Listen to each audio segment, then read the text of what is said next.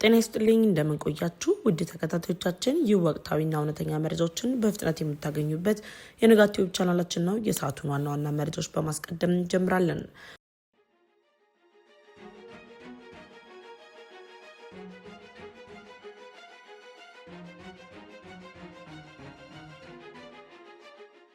አሜሪካ እገዳውን ከኢትዮጵያ ላይ ያነሳች። የአሜሪካ የጦር መሳሪያዎች ወደ ኢትዮጵያ። የኢትዮጵያን የባህር በር ማግኘት አንቃወምም። ኤርትራ አሜሪካ በኢትዮጵያ ምርመራ እንድትጀምር ተጠየቀ። ከፍተኛ አዛዡ ክህደት ፈጸሙ፣ ጦሩንም ለቀው ወጡ። ፈረንሳይ ለኬንያ በሰረች፣ ወደ ማስፋፊያውም በይፋ ሊጀመር ነው። መረጃዎቻችን በፍጥነት እንዲደርሳችሁ ቻናላችንን ሰብስክራይብ በማድረግ የደወል ምልክቷን ጫኑ እያለን አሁን በዝርዝር ወደ ያዝናቸው መረጃዎች እናልፋለን። እስከ ዝግጅታችን ፍጻሜ አብራችሁን ቆዩ። አሜሪካ እገዳውን ከኢትዮጵያ ላይ አነሳች። የአሜሪካ የጦር መሳሪያዎች ወደ ኢትዮጵያ። ከኤርትራ ጋር የሁለትዮሽ ዲፕሎማሲ ግንኙነቷን ለማደስ እየተንቀሳቀሰች ያለችው አሜሪካ በአፍሪካ ቀንድ ላይ አዲስ የሆነ የፖለቲካና የዲፕሎማሲ አስተላለፍ የሚፈጥር ውሳኔ ለኢትዮጵያ አሳልፋለች። አሜሪካ ከኢትዮጵያ ጋር በደረሰችበት ስምምነት በይፋ በኢትዮጵያ ላይ በሰሜኑ ጦርነት ምክንያት ጥላው የነበረውን የጦር መሳሪያ ሽያጭ እገዳ ወይም ደግሞ ኤምባርጎን ማንሳቷም ተሰምቷል።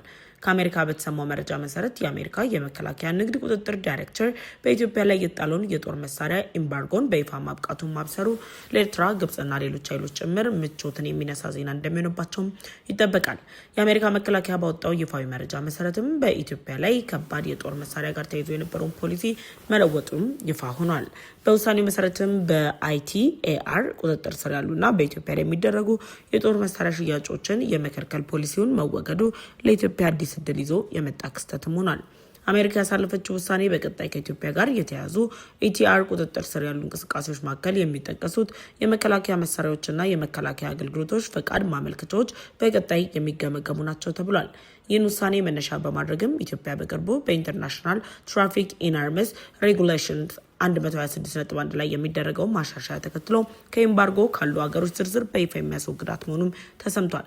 ከዚህ ውሳኔ ጋር በተያያዘም ወደፊት የአሜሪካ የጦር መሳሪያዎች ወደ ኢትዮጵያ የመግባት እድላቸው ሰፊ እንደሚሆንም ይጠበቃል።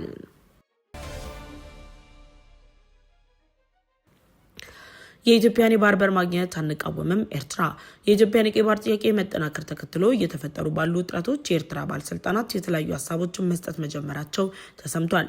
የኢትዮጵያን የቀይ ባህር ጥያቄ በተለይም ከአሰብ ወደብ ጋር ተያይዘው የሚነሱ ሀሳቦች ላይ አስተያየት በመስጠት የሚታወቁት በተባበሩት መንግስታት ድርጅት የኤርትራ ተወካይ የሆኑት አምባሳደር ሶፊያ ተስፋ ማርያም በኤክስ ገጻቸው ባሰፈሩት ጽሑፍ የኢትዮጵያን የባህር በር ማግኘት አንቃወምም የሚል መልእክት አስተላልፈዋል።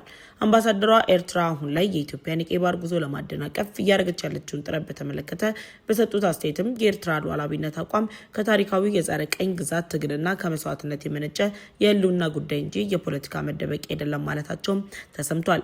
ኢትዮጵያ የባህር በር የማግኘት መብቷን በድርድርና በዓለም አቀፍ ህግ መሰረት ተግባራዊ እንድታደርግ ኤርትራ እንደማትቃወም የገለጹት አምባሳደሯ በተቃራኒው ግን የኢትዮጵያ መንግስት ጥያቄውን በዛቻ በኃይል የመጠቀም ፍላጎትና የኤርትራን ግዛቶች የሚያካትቱ የተጭበረበሩ ካርታዎች አማካኝነት ማቅረቡ እንደሆነ የተቹ ሲሆን የአይነቱ አካሄድም ከዚህ ቀደም ከሶማሊላንድ ጋር የተደረገው የመግባቢያ ስምምነት የቀጠናውን የጸጥታና የጎረቤት ሀገራትን ሉዓላዊነት የሚጋፋ መሆኑን አጽንኦት መስጠታቸው መነጋገሪያ ሆኗል። ከዚህ ሀሳብ ጋር ተያይዞም ኢትዮጵያ በተደጋጋሚ እየሰጠች ባለችው ምላሽ የኢትዮጵያን የቀይ ባህር ጥያቄ የኤርትራን ሉዓላዊነት የመጣስ አለመሆኑን በይፋ ቢገልጹም ኤርትራ በባለስልጣናቶቿና በሚዲያ አማራጮቿ ሁሉ ይህ መሰል ክስ አጠናክራ መቀጠሏን የሚያሳይ መልእክትም ሆኗል። አምባሳደር ሶፊያ በዚህ አላበቁም። ከ1998 እስከ 2000 የድንበር ጦርነትና ተያያዥ ቀውሶች መንስኤ ኢትዮጵያ የአልጀርሱን ስምምነትና የድንበር ኮሚሽን ውሳኔን ለሁለት አስርት ዓመታት ባለመቀበሏ የመጣ መሆኑን የገለጹ ሲሆን የኤርትራ ብሔራዊ አገልግሎት የተራዘመው ከዚህ የጸጥታ ስጋት ጋር በተያያዘ እንደሆነና ኢትዮጵያ የራሷን የውስጥ ግጭቶችና የሰብአዊ መብት ጥሰቶችን ችላ ብላ ኤርትራ ላይ ብቻ ማተኮር ሚዛናዊነት የጎደለው መሆኑን መግለጻቸውም መነጋገሪያ ጉዳይ ሆኗል።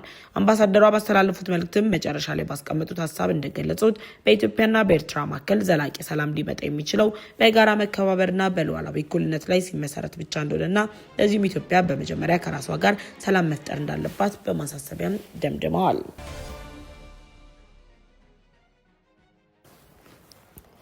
አሜሪካ በኢትዮጵያ ምርመራ እንድትጀምር ተጠየቀ።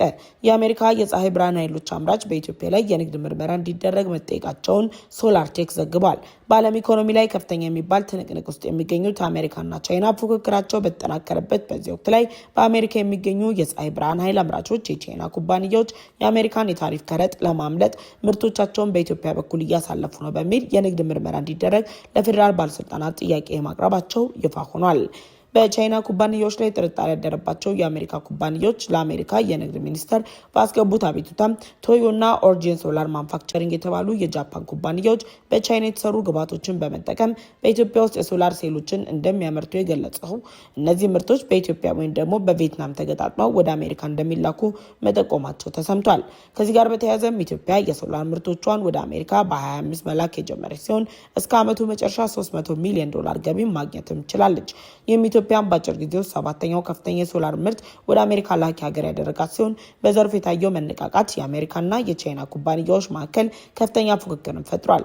የአሜሪካ ኩባንያዎች አቤቱታውን ካቀረቡበት መካከልም ፈርስት ሶላርና የደቡብ ኮሪያው ኪውሴልስ የሚገኙበት ሲሆን ኩባንያዎቹ በቢሊዮን የሚቆጠሩ ዶላር በአሜሪካ ፋብሪካዎች ላይ ኢንቨስት ማድረጋቸውን የህገወጥ የታሪፍ ማምለጫ መንገድ እድገታችንን ያደናቅፋል በማለት መከራከራቸው ተሰምቷል።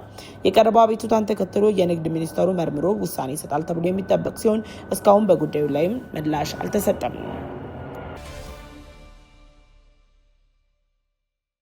ከፍተኛ አዛዡ ክህደት ፈጸሙ፣ ጦሩን ለቀው ወጡ። የውጭ ሀገር ተዋጊዎችን በመመልመል የሚከሰከሰው የሱዳን ፈጥኖ ደራሽ ኃይል አዛዥ ጦሩን ክዶ መውጣቱን ደ ናሽናል ዘግቧል። ሳቫና በሚል ቅጽል ስሙ የሚታወቀው የሱዳን ፈጥኖ ደራሽ ኃይል ከፍተኛ አዛዥ ብርጋዴር አሊ እርዝቃላ እንደ አውሮፓውያን አቆጣጠር ከሰኞ ሜይ 11 ቀን 2026 ጀምሮ ከነበረበት በጀነራል ሐምዳን ደጋሎ ከሚመራው የሱዳን ፈጥኖ ደራሽ ኃይል ጦር በመውጣት ወደ መደበኛው የሱዳን ጦር ሰራዊት መቀላቀሉ ተሰምቷል። የሱዳን ፈጥኖ ደራሽ ኃይል ላይ ክህደት የፈጸመው የጦር አዛዡ በሁለት ጦር ኃይሎች መካከል ያለውን ልዩነት የሚያሰፋ ከመሆኑ በተጨማሪ የፈጥኖ ደራሽ ኃይሉ የጦር ሚስጥር ይፋ የሚያወጣ መሆኑም ተሰምቷል። በፈጥኖ ደራሽ ኃይሉ ላይ ክህደት የፈጸመው ብርጋዴር ሳቫና ከዳርፉር ወደ ኮርዶፋን ግንባር እየሄደ መሆኑን አመራሮቹን በማሳመን በመንገድ ላይ ያሉ የአርኤስኤፍ የፍተሻ ጣቢያዎችን በጦር ስልት በማለፍ ወደ ካርቱም መግባቱም ተሰምቷል። ባለፉት 2 ሳምንታት ለሁለተኛ ጊዜ የጦር ክህደት የተፈጸመበት የፈጥኖ ደራሽ ኃይሉ ለጦሩ ስጋት የሚፈጠር መሆኑም ነው የተነገረው። ጦርነቱ አሁን በዋናነት ወደ ኮርዶፋን አካባቢ መዞሩ የተገለጸ ሲሆን ይህም የሱዳን ጦር ባለፈው ዓመት በዳርፉር የነበረውን ይዞታ ካጣ በኋላ የተፈጠረ ለውጥ መሆኑ ተሰምቷል። የጦር አዛዡ በሱዳን ፈጥኖ ደራሽ ኃይል ውስጥ ከፍተኛ አዛዥ የነበረና የውጭ ሀገር ተዋጊዎችን ወደ ቡድኑ በማስገበር ረገድ ትልቅ ሚና እንደነበር የሚነገርለት ግለሰብ ከቡድኑ መውጣቱን ሱዳን ትሪቢዩንም ዘግቧል።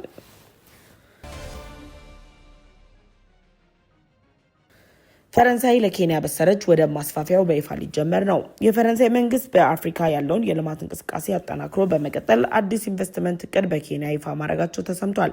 የፈረንሳዩ የሎጂስቲክ ግዙፍ ኩባንያ ሲጂኤም በሞምባሳ ወደብ ላይ 700 ሚሊዮን ዩሮ ወጪን የሚጠይቅ ግዙፍ ኢንቨስትመንት ይፋ ያደረገ ሲሆን በኬንያና በፈረንሳይ መካከል በተደረሰው ስምምነት በሞምባሳ ወደብ የሚገኙ 2 ተርሚናሎችን በማዘመን የማስፋፊያ ስራዎችን ለመስራትና የጭነት አስተዳደር ስርዓቶችን ለማሻሻል ያለመ መሆኑ ተሰምቷል። ፈረንሳይ ለኬንያ ግዙፍ የሆነው የኢንቨስትመንት እቅድ ያቀረበችው በናይሮቢ እየተካሄደ ባለው የአፍሪካን ፎርዋርድ ጉባኤ ላይ መሆኑ የተሰማ ሲሆን በዚህም አዲስ ኢንቨስትመንት የወደብ የጭነት ማስተናገድ አቅም በመጨመር ኬንያን ከምስራቅና መካከለኛው አፍሪካ ቀጠና እንደ ኡጋንዳ፣ ሩዋንዳና ኮንጎ ጋር የሚያገናኝ የሎጂስቲክ መረቦችን ለማጠናከር የሚጠቅም መሆኑ ሞምባሳን በቀጠናው ጠንካራ የንግድ ማዕከል ማድረግ የሚችል ፕሮጀክት ነው። የኬንያ መንግስት የወደብ አገልግሎቱን ለማዘመን በመንግስትና በግል ዘርፉ አጋርነት ለመስራትና የመሰረተ ልማት እቅድ ለማውጣትም አቅዶ እየሰራ መሆኑም የሚታወቅ ነው።